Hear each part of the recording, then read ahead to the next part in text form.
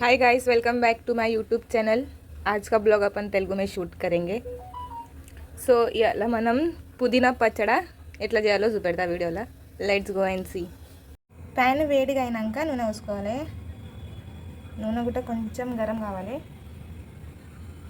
నూనె కొంచెం వేడిగా అయినాక పుదీనా వేసుకుందాం. ఇలా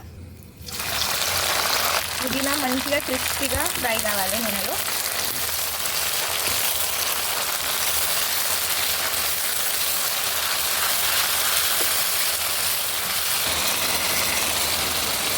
పుదీనా మంచిగా క్రిస్పీగా అయింది. ఒక ప్లేట్లో తీసుకుందాం. ఇందులోనే పచ్చిమిర్చి కూడా ఫ్రై చేసుకుందాం.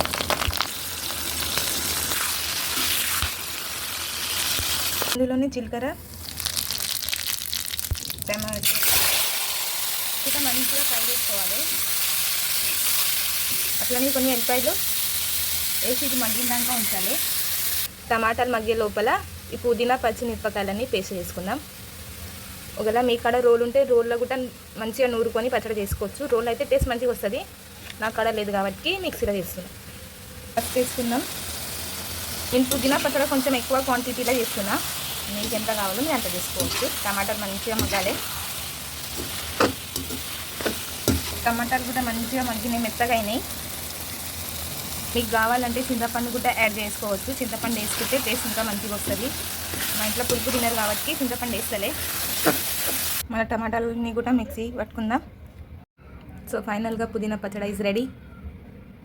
వేడి వేడి అన్నంలో పుదీనా పచ్చడి వేసుకొని తింటే ఆహా వేరే లెవెల్ టేస్ట్. అసలుకి కావాలంటే దీన్ని తాలింపు కూడా వేసుకోవచ్చు.